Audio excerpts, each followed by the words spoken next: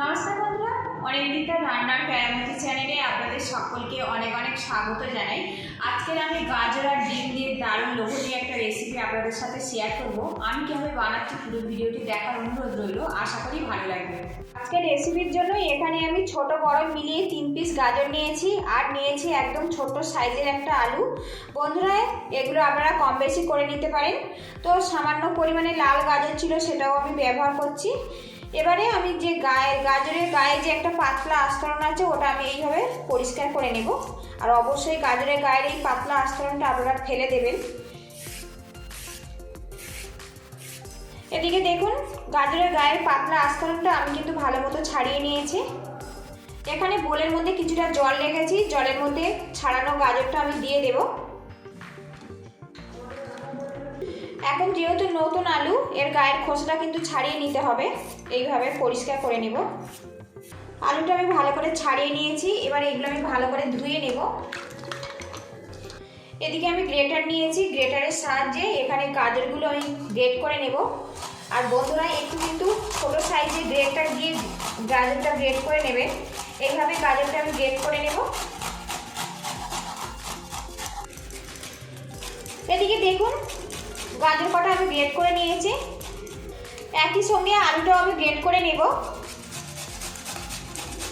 এখানে আমি একটা বোল নিয়েছি, এই বোলের মধ্যে গাজর আর আলু গ্রেট করাটা আমি নিয়ে নেব একসঙ্গে।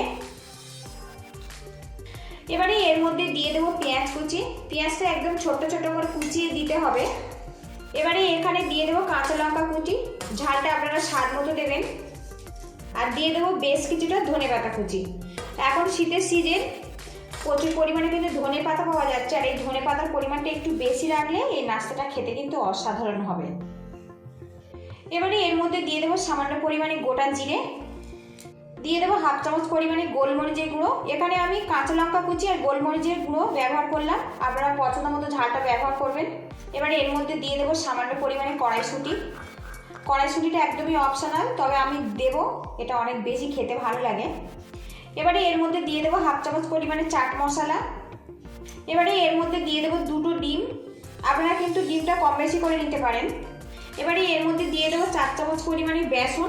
ছোটো চামচে 4 চামচ বেসন দিচ্ছি। আর বেসনটা আগে থেকে আমি ভেজে নিয়েছি, এর কাঁচা গন্ধটা পুরোপুরি চলে গেছে।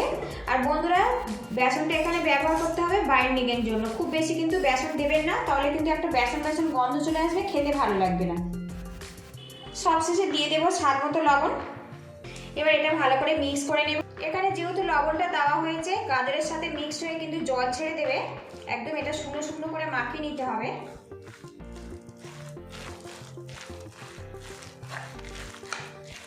এদিকে দেখুন, মিশ্রণটা কিন্তু একদম সুন্দর করে রেডি করে নিয়েছে। আর এখন দেখুন, পুরো শুকনো শুকনো এইভাবে কিন্তু রেডি করে নিতে হবে।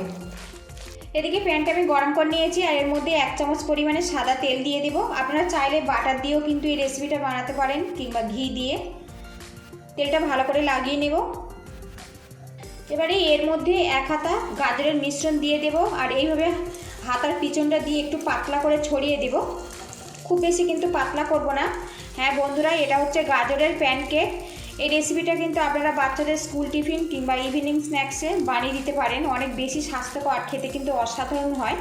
ভিডিওটি দেখে ভালো লাগলে একটা লাইক দিয়ে দেবেন। আর চ্যানেলে নতুন হয়ে থাকলে চ্যানেলটিকে সাবস্ক্রাইব করে বেল আইকনটি অন করে রাখবেন, নিত্য নতুন রান্নার রেসিপি সবার আগে নোটিফিকেশান পাওয়ার জন্য। তো দেখুন, গ্যাস রেটটা কিন্তু এই সময় একদম লোতে রাখতে হবে। একটা পাত্র দিয়ে ঢেকে রাখবো 2 মিনিটের জন্য, এতে সবজিগুলো কিন্তু বেশ ভালো মতো নরম হয়ে যাবে। এবার আমি ঢাকনাটা তুলব।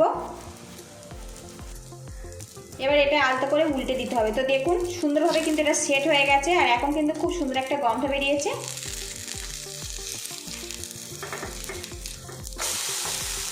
তো দেখুন কত সুন্দরভাবে একটু কালার চলে এসছে। আর 2 মিনিট এইভাবে রেখে দেব। এদিকে দেখুন, গাজরের এই প্যানকেকটা কিন্তু পুরোপুরি রেডি হয়ে গেছে। এবার এটা আমি তুলে নেব। তো দেখুন কত সুন্দরভাবে এটা সেট হয়েছে। আবারও প্যানের মধ্যে 1 হাতা আমি গাজরের মিশ্রণটা দিয়ে দেব। আর এইভাবে একটুখানি সমান করে ছড়িয়ে দেব।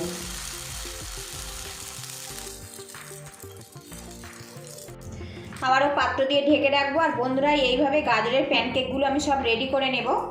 দেখুন ডিম আর গাজর দিয়ে দারুণ স্বাদের হেলদি মুখরোচক নাস্তা কিন্তু পুরোপুরি কমপ্লিট হয়ে গেছে। আর এটা আমি আজকে শসার সাথে পরিবেশন করব।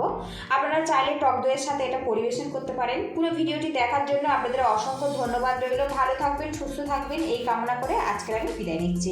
আর বন্ধুরা এখন দেখুন লুকিংটা কত সুন্দর দেখতে হয়েছে, আর খেতে কিন্তু অসাধারণ।